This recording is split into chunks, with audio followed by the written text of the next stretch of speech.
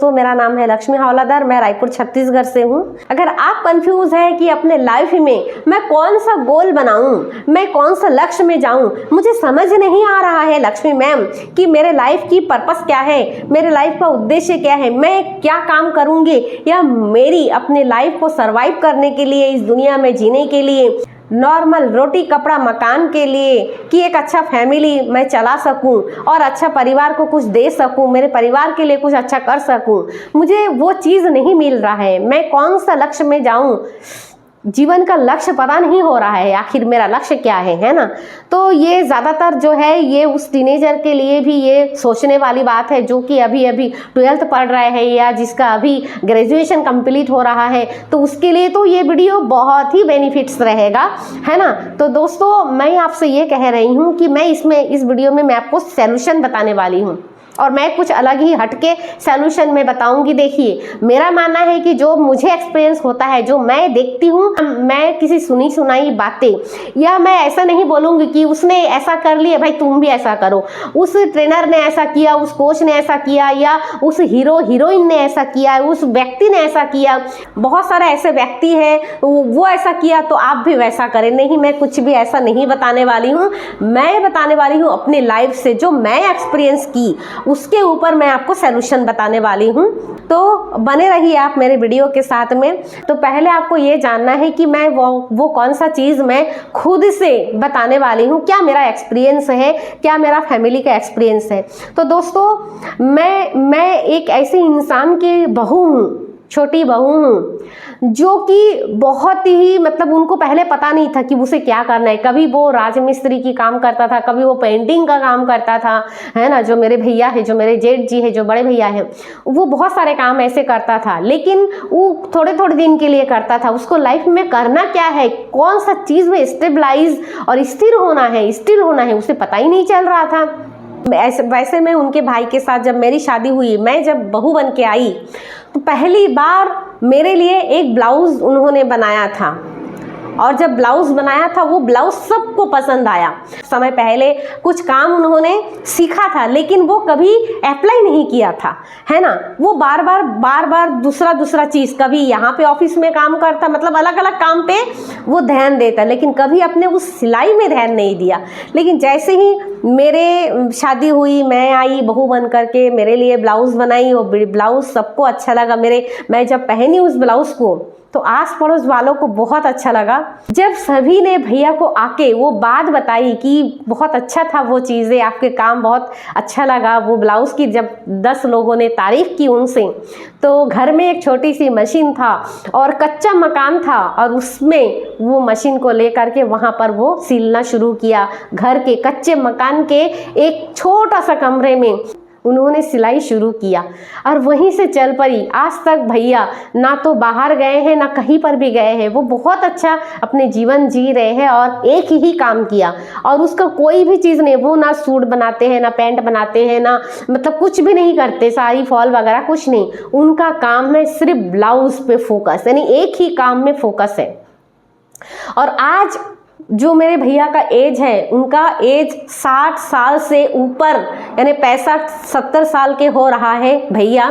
आज भी वो आँखों से थोड़ा कम भी दिखता है, लेकिन आज भी वो सुई लगाते हैं, और आज भी वो इन्वेंशन करते रहते हैं, और ब्लाउज के नाम पे हमारे एरिया में इतना फेमस है। और उनका दुकान कोई बहुत बड़ी दुकान नहीं है, यानी मैं बोलती हूँ भैया को कि आपको ऐसे ऐसे करना चाहिए, लेकिन भैया बोलते हैं कि इतना सिलाई आता है, मैं क्या ही करूँ। आज उनके पास में 3-3 लोग, 4-4 लोग काम करते हैं उनके ही जहाँ दुकान है वहाँ पर। लेकिन जब उनको बोला जाए कि आपको अभी काम नहीं करना है, आप खुद बस लोगों को सिखाओ और बस डायरेक्शन दो, लेकिन उन्होंने अभी तक अपना काम नहीं छोड़ा और सीखना नहीं छोड़ा। आज भी भैया को वैसे यूट्यूब चलाना नहीं आता, मोबाइल चलाना नहीं आता। अगर किसी को भी वो कॉल करते हैं तो क्या करना पड़ता है, आते हैं मेरे बेटियों को पूछते हैं कि बेटा कैसे कॉल किया जाता है, कॉल लगा के देना पड़ता है उनको। अभी भी कॉल लगा के दूंगी तो ही वो किसी से बात कर पाएगा, नहीं तो नहीं कर पाते।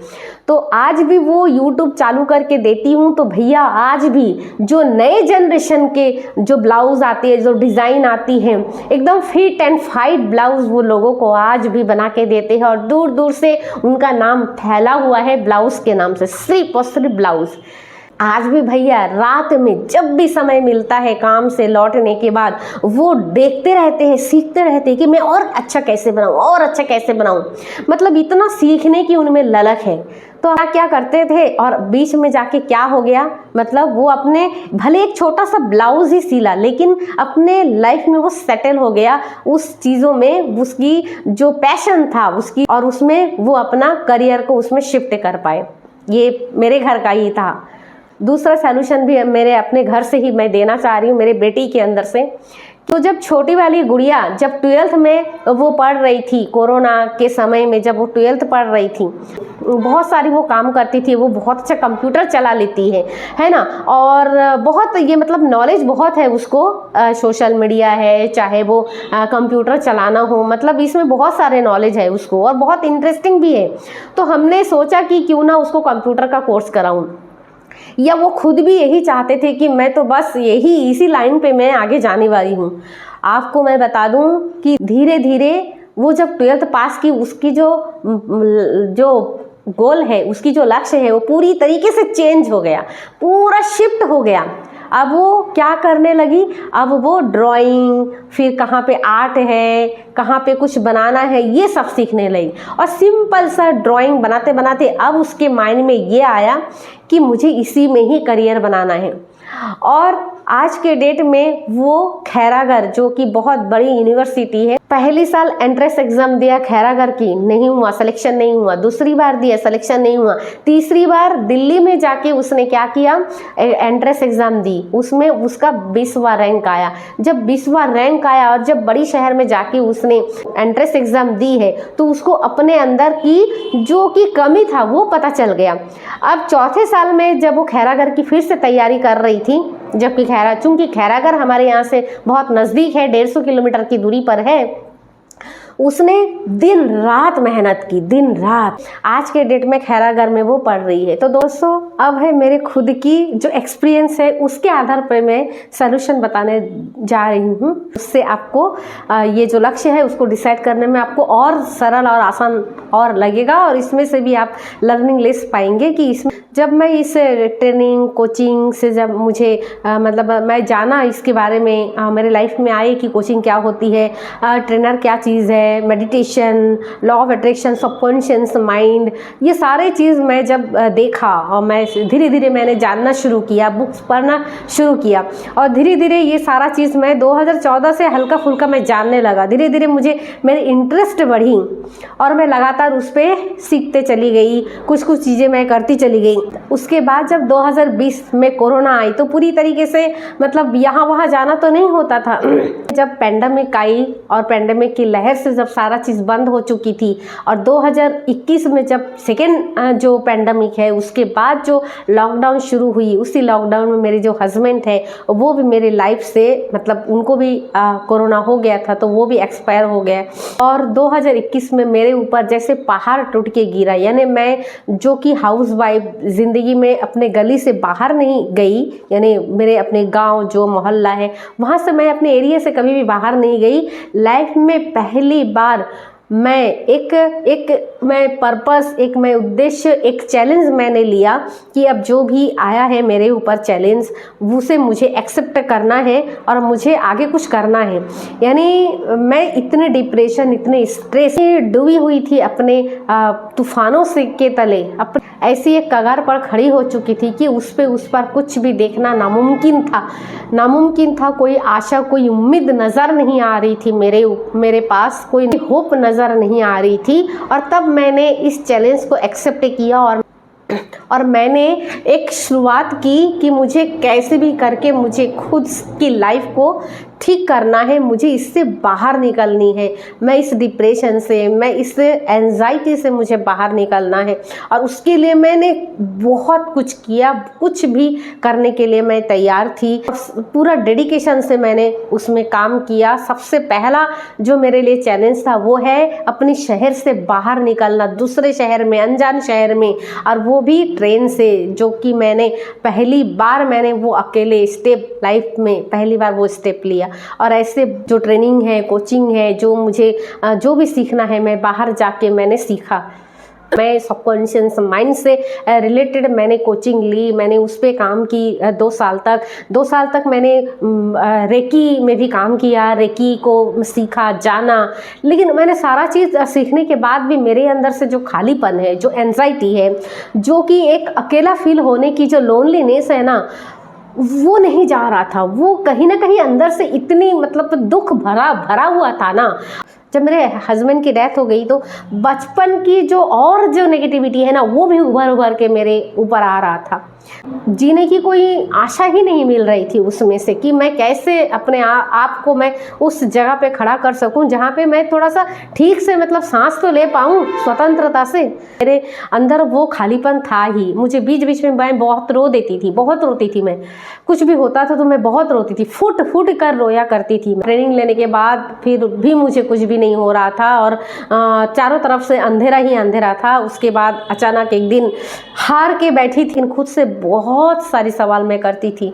सेल्फ टॉक जो होती है ना, अंदर अपने आप से बात करना, तो मैं बहुत सवाल करती थी कि क्यों ऐसे हो रहा है, कहीं तो मेरी चीज़ों का, कहीं तो मेरी इस चीज़ का हल होगा ना, कहीं से तो एक उम्मीद की जो चिराग है वो तो कहीं से ना मिलेगी ना। एक तो होप चाहिए मुझे कि मुझे वहाँ से कोई उम्मीद की किरण मिले और मैं उसे पकड़कर मैं आगे जाऊं, या कुछ तो करूं इसके लिए। जो मेरे अंदर है, जो मेरी खालीपन है, जो मेरे ओवर थिंकिंग है, क्या होगा, लाइफ की जो इनसिक्योरिटी है, जो कि फ्यूचर की इनसिक्योरिटी है, पास्ट की जो बहुत सारी ऐसे बातें थी कि बहुत उस बातों से बहुत दर्द महसूस होती थी। तो वो सारी चीज़ मेरे अंदर और उभर के आ रही थी और सोचती थी कि नहीं, शायद यहीं पे और कुछ नहीं हो सकता, मतलब कि और है ही नहीं, कोई हेल्प करने वाला नहीं है। मेरे को घर में से भी कोई हेल्प नहीं मिलती है, यानी जो कुछ भी करना है वो घर के पूरे आपको काम निपटाना है। उसके बाद अगर कोई 2 मिनट का समय मिले खुद को सीखने के लिए, वो भी मैंने चैलेंज लिया। यानी मेरे घर में भी कोई सपोर्टेड नहीं थे इस चीज़ के लिए। यानी मुझे जो भी करना होता था या जो भी मैं ट्रेनिंग वगैरह अटेंड की, घर व्यवस्थित करके उसके बाद मुझे कुछ ट्रेनिंग लेनी हो, चाहे कुछ भी लेनी हो, वो मुझे करना पड़ता था। कोई सपोर्टेड नहीं था कि भाई तुम बिंदास जो समय है तुम अपने लिए समय दो, ऐसा नहीं था।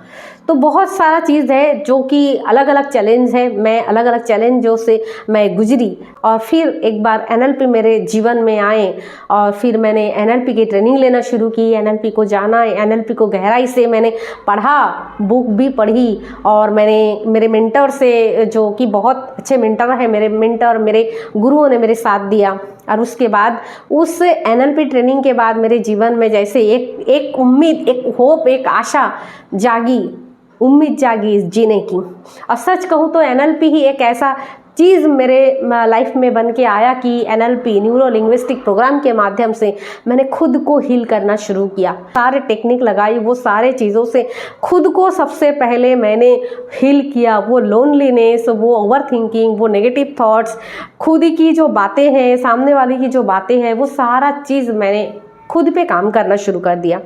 और जब खुद पे काम करना शुरू कर दिए तो धीरे धीरे जो नेगेटिव पैटर्न है वो रिमूव होती गई। और अब हाल ये है कि मैं खुद को तो हील किया और मैंने 3 NLP टेक्निक खुद से ही मैंने डेवलप कर दिया, जो कि बहुत अच्छा है। लोगों को हेल्प मिलती है उस टेक्निक से, लोगों को हेल्प मिलती है कि वो अपनी ओवर थिंकिंग और जो खालीपन है ना, जो अंदर खाई जाती है, ऐसा लगता है कि बस कोई नहीं है और क्यों जिंदा हूँ, मतलब ज़िंदगी में कोई उम्मीद नहीं है, कोई खुशी नहीं है, वो चीज़ ख़त्म कर देती है। और मेरे खुद के ऊपर मैंने लगाया हुआ है ना। और वहाँ से मेरी ज़िंदगी एक टर्निंग पॉइंट आया। तो दोस्तों कहने का मैं ये क्यों कह रही हूँ, इससे आपको क्या फ़ायदा होगा मेरे इस स्टोरी से। तो अभी जो मैं आपको बताने वाली हूँ वो बहुत गहरी बात है। जब मैं NLP की निश पकड़ी और उसमें काम करती गई तो मेरे अंदर एक सुकून, एक आनंद, एक अंदर से जो एक सेटिस्फेक्शन है वो मुझे मिला। एक मतलब ठहर सी गई, ज़िंदगी ठहर गई एकदम। तो मैं यही कहना चाहती हूँ कि जब मैंने सीखना शुरू किया, जब मैंने ट्रेनिंग लेना शुरू किया बाहर जाके, गुजरात कभी बॉम्बे, है ना, अहमदाबाद जाके मैंने जब ट्रेनिंग लेना शुरू किया तो वहाँ पे अलग अलग कोच कभी बोलते हैं कि इसमें काम करो, कभी बोलते हैं इसमें काम करो, ये आपके लिए अच्छा रहेगा, आपके अंदर ये अच्छा है। लेकिन इस सबकी बातें मैं सुन रही थी, मैं खुद को क्या अच्छा लगता है और वो चीज़ भी नहीं मैं महसूस कर पा रही थी, मैं सबको ध्यान दे रही थी। तो यहाँ से एक लर्निंग आपके लिए ये मिलता है कि आपको बहुत सारे लोग ऐसे मिल जाएंगे जो आपको नेगेटिविटी बात भी करेंगे और आपको निश को भी पता नहीं चलेगा, यानी आपको लक्ष्य क्लियर आपको पता नहीं चलेगा। तो हो सकता है कि आपको बहुत बार उस निश से अलग हट के भी काम करना पड़े, पर लोगों की बातों को आप ना सुनिएगा। आप खुद की मन की जो फीलिंग है ना, जो एहसास है ना, जो फील आप क्या करते हैं, आप खुद को क्या, खुद में आप क्या फील कर रहे हो, आपकी भावना में क्या है उस काम को करते हुए, क्या आप संतुष्ट हो, क्या आप अंदर से आप खुशी महसूस कर रहे हो, अंदर से आप स्टिलनेस महसूस कर रहे हो, अंदर से आप खुश हो, तो फिर वो काम आपके लिए है। सारा लोग कहेंगे तू इस पे कर ले, तू ये कर ले, तू वो कर ले। अरे भाई, आप लोगों की बातों को आप यहाँ पे सुनो, लेकिन अपनी बात जो खुद को, लोगों की बातें सुन करके अगर आप कूदोगे तो फिर वही होगा जो लोग चाहते हैं। 2 पैसा कम भी मिले ना कहीं पर भी, लेकिन उस काम में आपको सुकून है, आपको खुशी मिल रही है, आपको समय मिल रहा है, आपको एक अलग ही उसमें फीलिंग आ रही है, मतलब कि एक हैप्पी फीलिंग आ रही है, तो आपको वही काम आपके लिए सही है, बेहतर है ना। तो वहाँ से अब मैं आती हूँ उस पॉइंट पे कि हुआ क्या है। तो जब अलग अलग निश पे, कभी पब्लिक स्पीकिंग में काम की, कभी मैं रेकी में, कभी मैं सबकॉन्शियस माइंड में, कभी मैं कुछ और में, मतलब अलग अलग चीज़ों में मैं काम कर रही थी, अलग अलग चीज़ों पे मैं बोल रही थी। मुझे निश का पता ही नहीं चल रहा था। कभी भी मैं निश को चेंज कर देती थी कि मैं अलग अलग निश पे काम कर रही थी ना, तो मेरे अंदर से वो फीलिंग नहीं हो रहा था कि नहीं, कुछ तो कमी है, वो चीज़ नहीं है, मैं अंदर से खुश नहीं हूँ, मैं अंदर से फील नहीं कर रही हूँ, और वो चीज़ मुझे मिल क्यों नहीं रही है ना। लोग इतने सारे कोच हैं और बोलते हैं कि ऐसा करो वैसा करो, और मैं कर ही रही थी, मैं हर चैलेंज को एक्सेप्ट कर रही थी, हर चैलेंज को, लेकिन अंदर से वो चीज़ ही मुझे फील नहीं हो रही थी। और फिर मैं बहुत हार गई थी कि नहीं, शायद और नहीं है, कोई उम्मीद ही नहीं है, फिर पता नहीं मैं किस निश पे काम करूँ, वीडियो बनाऊँ तो किस निश पे बनाऊँ। एक एंड होता है ना लाइफ में कि नहीं, अब इसी निश पे बस ठहर के काम करना है। और उसके बाद जब NLP में काम किया ना, जब NLP सीखा और जब खुद को हील करना शुरू किया, तो मेरी लाइफ की वो सुकून मेरे लाइफ में आ गया कि मैं एकदम से सुकून, वो शांति, वो खुशी, मतलब कि एक स्टिलनेस थी, एक ठहराव था अंदर कि हाँ, यही वो चीज़ है जिसे मैं कर सकती हूँ। मेरे अंदर खुशी थी, मुझे एहसास हो रहा था कि मैं प्रतिदिन, मतलब हर पल मैं ठीक हो रही हूँ। मेरे अंदर से लोनलीनेस जा रहा है, ओवरथिंकिंग जा रहा है, मेरी नज़रिया अलग हो गया था, देखने की, सुनने की, सोचने की। लोगों की बातें तो वैसे भी आ रहा था, जो सिचुएशन पहले था वो सिचुएशन अब भी है, लेकिन अब खुद की माइंड जो है ना, वो देखने की जो नज़रिया है, जो एटीट्यूड है, वो बदल गया, वो शिफ्ट हो गया, यहाँ से यहाँ शिफ्ट हो गया। तो अब जब ये चीज़ होने लगी तो मुझे मज़ा आने लगा काम में, एकदम दिल खोल के अब मैं NLP के ऊपर में काम करने लगी। तो दोस्तों, अब हुआ क्या, इससे आपको एक लर्निंग क्या मिली। लाइफ में जब भी आपको ऐसा लगता है कि आप अलग अलग काम कर रहे हो और आप सोच रहे हो कि अरे मैं कर क्या रहा हूँ, मतलब कभी ये, कभी वो, कभी ये, तो आप घबराना नहीं है। प्रॉब्लम कहाँ पे है पता है, कि हम सोचते बहुत है, करते कुछ नहीं है। यानी आप जो आप सोचा ना उसे अप्लाई करना है, आपको अप्लाई करना है। आप जो सोचा उसे फटाफट कर दो, क्योंकि जब आप करोगे ना तो आपको पता चलेगा कि उसमें कमी क्या है, और जब आप काम करते हुए उस कमी को पकड़ पाओगे तो आपको वहाँ से कुछ ना कुछ तो आएगा, मतलब कुछ ना कुछ तो आपको आउटपुट आएगा, और जब आएगा ना तो वहाँ से आपकी बदलाव शुरू भी होगी। लेकिन अगर आप सोचते हो और आप लोगों की बातें सुन करके बस एक ही चीज़ों में काम करते हो, आपको ना वहाँ पे खुशी मिल रही है ना कुछ मिल रहा है, बस आप काम किए जा रहे हो, तो दोस्तों इसमें मैं आपको जोर नहीं दे रही हूँ कि आप यही करो। ये पूरी तरीके से आपके ऊपर निर्भर करता है कि आप इसे कैसे लो, है ना। कितना भी आप मोटिवेशन सुनो, कितना भी कोच के पास जाओ, कितना भी कुछ करो, लेकिन जब आपके अंदर से वो फीलिंग आएगी ना तो ही आप उस काम को अच्छे से कर सकते हो। और उसी काम को ही करना जब करते हुए आपको आनंद आए, आपको अच्छा लगे, आपको वो खुशी महसूस हो, आपको ठहराव जाना है। अब जब आप ठहर जाओ वही आपके लिए सही लक्ष्य है ना।